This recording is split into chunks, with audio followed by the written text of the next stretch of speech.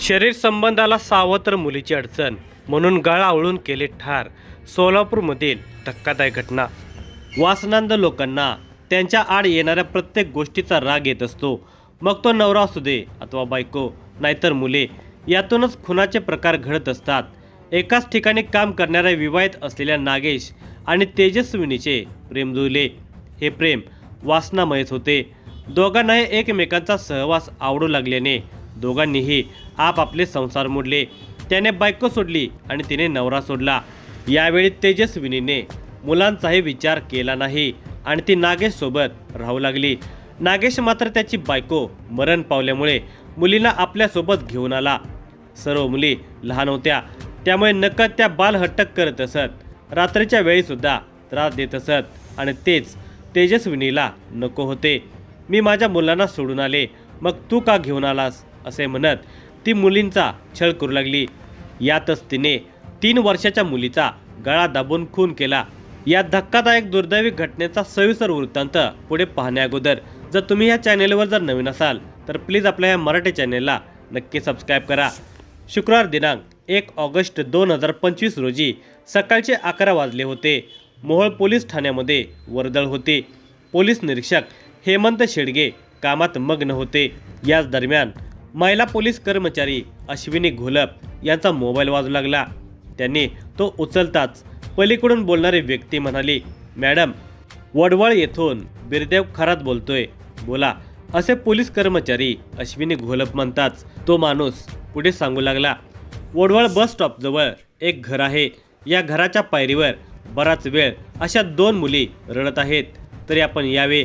काहीतरी अघटित घडल्याशिवाय पोलीस ठाण्यात मुली रडत आहेत असे कोणी सांगणार म्हणून कॉन्स्टेबल अश्विनी घोलप यांनी हेड कॉन्स्टेबल पवार यांना याबाबत सांगितले आणि ते दोघेजण घटनास्थळी धावत गेले.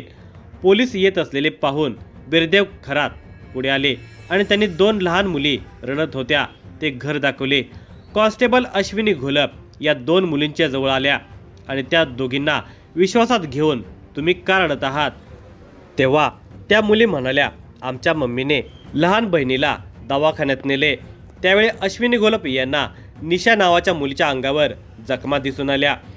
गंभीर स्वरूपाच्या त्या जखमा होत्या म्हणून त्यांनी याबाबत विचारले असता निशा काही बोलू लागली नाही. ती हुंदके देऊ लागली. तेव्हा पूजा नामक मुलीने सांगितले की ती जेवण करत नाही, शाळेत जा नाही म्हणून मम्मीने तिला चटके दिले आहेत. ते ऐकून त्या दोघांना धक्काच बसला. एक आई असे कसे वागू शकते? नेमकं काय चालू आहे याची माहिती घेण्यासाठी त्यांनी तिथे उभ्या असलेल्या लोकांना याबाबत विचारले. तेव्हा लोकांनी सांगितले की 15 दिवसापूर्वी नागेश कोकणे याने हे घर भाड्याने घेऊन तो या ठिकाणी पत्नी आणि 3 मुलींना घेऊन राहण्यास आलेला आहे. मात्र अनेक वेळा घरातून मुलींच्या रडण्याचा आवाज येतो. या मुलींनीही आपली आई सावत्र आई असे सांगितल्याने पोलिसांनाही शंका आली की ही सावत्र आई या मुलींना नक्कीच जाच करत असेल. म्हणून त्यांनी आजूबाजूला चौकशी करून नागेश कोकणेचा मोबाईल नंबर मिळवला. त्याला पोलीस बोलतोय असे सांगून तू कुठे आहेस असे विचारले. तेव्हा त्याने सांगितले की माझी मुलगी कीर्ती आजारी आहे, तिला घेऊन मोहोळ शासकीय रुग्णालयात आलेलो आहे.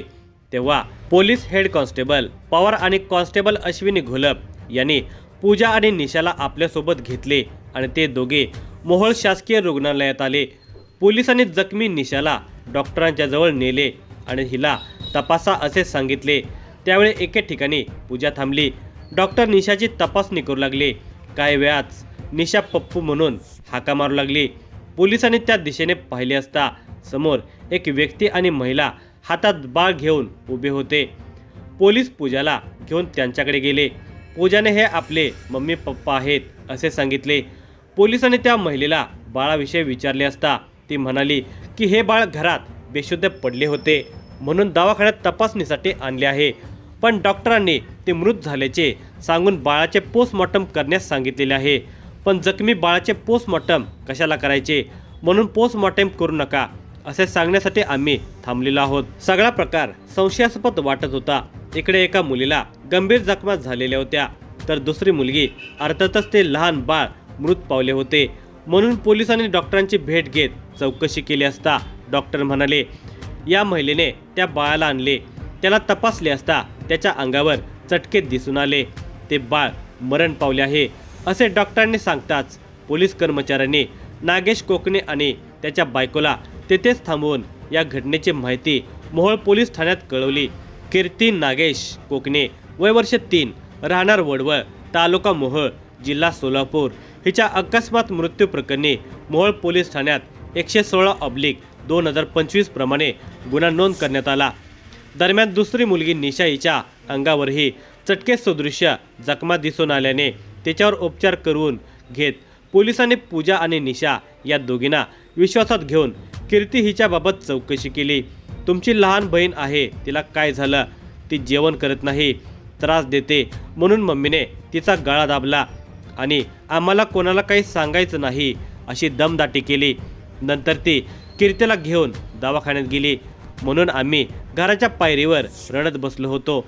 गंभीर प्रकार असल्याने पोलिसांनी डॉक्टरांना कीर्तीच्या मृतदेहाचे विच्छेदन करण्यास सांगितले. त्याचा अहवाल प्राप्त झाला. त्यामध्ये तिचा गळा दाबल्याने मृत्यू झाल्याचा उल्लेख केलेला होता.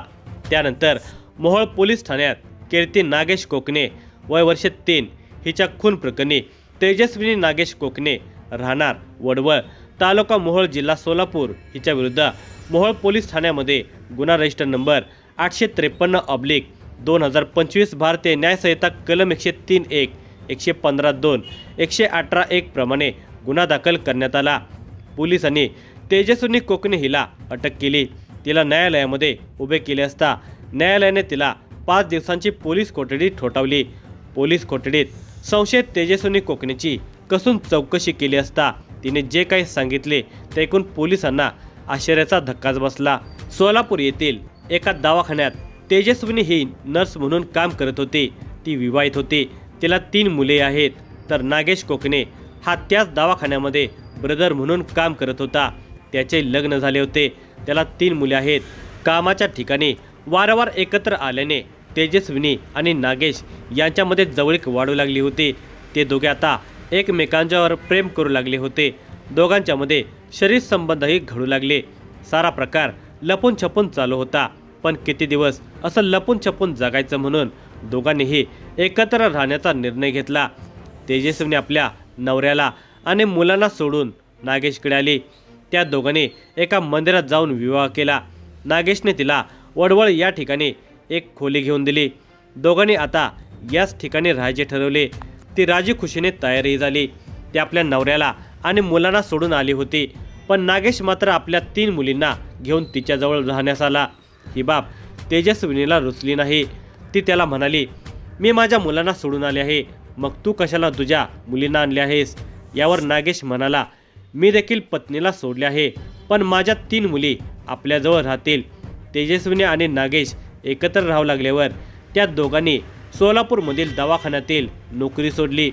नागेश आता एका खताच्या दुकानात काम करू लागला. त्या 3 मुलींना सांभाळण्याची जबाबदारी तेजस्विनीवर पडली.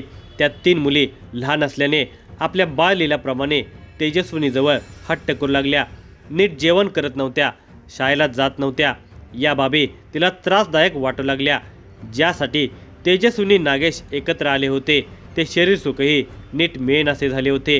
त्यामुळे तेजस्विनीची जास्त चिडचिड होऊ लागली होती. या मुलींनी आपल्या आईकडे जावे म्हणून आता तेजस्विनी त्या मुलींना मारहाण करू लागली. त्यांना चटके देऊ लागली. पण त्याचा काही उपयोग झाला नाही. नागेश कोकणे हा आपल्या मुलींना सोडायला तयार नव्हता. तेजस्विनी या मुलीमुळे चांगलीच त्रस्त झालेली होती. आपण चांगला संसार सोडला, नवऱ्याला मुलांना सोडले, आता याचा तिला पश्चाताप होऊ लागला. शुक्रवार दिनांक 1 ऑगस्ट 2025 रोजी सकाळी 3 वर्षाची मुलगी कीर्ती ही रडू लागली. तेजस्विनी आधीच वैतागली होती. त्यात ती रडू लागल्याने ती चिडली आणि तिने तिचा गळा दाबून खून केला. ही घटना पूजा आणि निशाने पाहिली होती म्हणून त्यांना तिने दम दिला. कुणाला सांगाल तर बघा. त्यानंतर तिने कीर्तीला उचलले आणि ती बेशुद्ध पडली असा बनाव करून शासकीय रुग्णालयात आली. नागेश कोकणे यालाही बोलावून घेतले. इकडे पूजा आणि निशा या दोघे आपल्या दारात येऊन रडत बसल्या. त्यांच्या रडण्याच्या आवाजाने परिसरातील लोकांनी चौकशी केली. तेव्हा त्या बोलू शकल्या नाहीत. पण आपल्या आईने लहान बहिणीला दवाखान्यात नेलंय असे त्यांनी सांगितले. त्या मुलींच्या अंगावरच्या जखमा पाहून लोकांना शंका आली होती, म्हणून त्यांनी पोलीस ठाण्यात याबाबत कळवले आणि एका सावत्र आईचा क्रूर प्रकार समोर आणला. वासनेपायी संसार मोडून पोराबाळांना सोडून सुख मिळवण्यासाठी आलेल्या तेजस्विनीला हा संसारही टिकवता आला नाही. तो केवळ वासनेपोटीच वासनांतेने कळस केला आणि तिच्या हातून खून झाला. या प्रकरणाचा तपास जिल्हा पोलीस प्रमुख अतुल कुलकर्णी, अप्पर पोलीस अधीक्षक प्रीतम यावलकर, उपविभागीय पोलीस अधिकारी संकेत देवळेकर यांच्या मार्गदर्शनाखाली पोलीस निरीक्षक हेमंत शेडगे, सहाय्यक पोलीस निरीक्षक किरण पाटील, उपनिरीक्षक गजानन कर्नेवाड, हेड कॉन्स्टेबल पवार, महिला पोलीस अश्विनी घोलप यांनी हा तपास योग्य रीतीने पूर्ण केला.